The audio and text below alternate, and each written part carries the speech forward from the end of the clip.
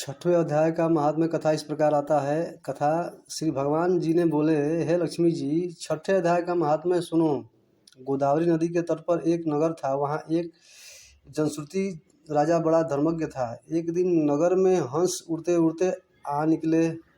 उनमें एक बैठते ही उतावला हो उड़ गया। तब नगर में पंडितों ने कहा, हे हंस, तू ऐसा उतावला क्यों पड़ा है? क्या तू राजा जनश्रुति से भी भले ही स्वर्ग को जाना चाहता है? तब उन पक्षियों में जो सरदार था उसने कहा, इस राजा से भी बढ़कर एक रयक मुनि श्रेष्ठ है। वह बैकुंठ का अधिकारी होगा। बैकुंठ लोक स्वर्ग से भी ऊंचा है। तब राजा ने मन में विचार किया कि मेरे से उसका पुण्य बड़ा होगा जिसकी यह हंस स्तुति करते हैं। विचार करके राजा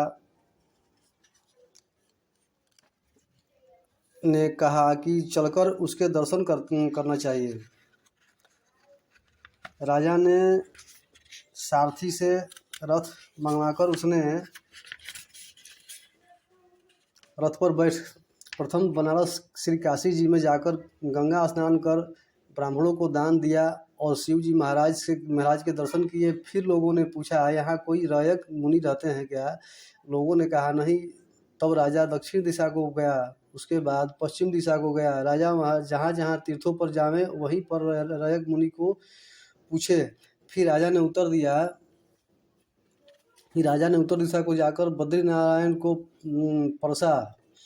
वहाँ से राजा का रथ चले ही नहीं। तब राजा ने कहा, मैंने पृथ्वी की परिक्रमा करी है परंतु किसी भी स्थान पर रथ नहीं रुका, और यहाँ कैसे हमारा पुण्यात्मा रथ रुक गया? यहाँ कोई जरूर पुण्यात्मा रहता है जिसके तेज से मेरा यह रथ चल नहीं रहा है। राजा रथ से उतरकर आगे चला तो देखा कि पर्वत की कदरा में मुनि बैठा है, जिसके तेज से बहुत प्रकाश हो रहा है, जैसे सूर्य की किरण होती है। तब राजा ने देखते ही कहा, यह रैनक मुनि होंगे। राजा ने दंडवत कर चरण वंदना करी। तब हाथ जोड़कर के स्तुति करी। तब रयक मुनि ने राजा का आदर किया और कहा, हे पृथ्वीराज, तू चारों धाम का परसनहारा, धर्म का साधनहारा है, तू पुण्य आत्मा है। तब राजा ने मुनि से कहा कि आपका तेज ऐसा किसके बल से है?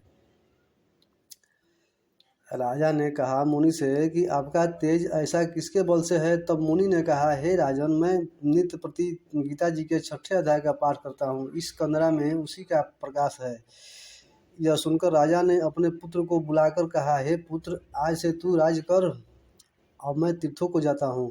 इतना कहकर राजा ने राज त्याग दिया और रयक मुनि ने गीता जी के 6ठे अध्याय का पाठ आरंभ कर दिया। तब वह राजा भी पाठ करने लगा। एक दिन प्राणायाम करके दोनों ने देह त्याग दी। तब स्वर्ग से विमान आए जिस पर बैठकर वे बैकुंठ को गए। यह है 6ठे अध्याय का महात्म्य। प्रेम से बोले श्रीमद् भागवत महापुराण की जय।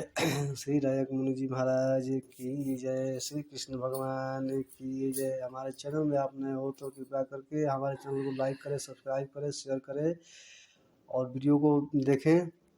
जय श्री कृष्णा, जय श्री राम।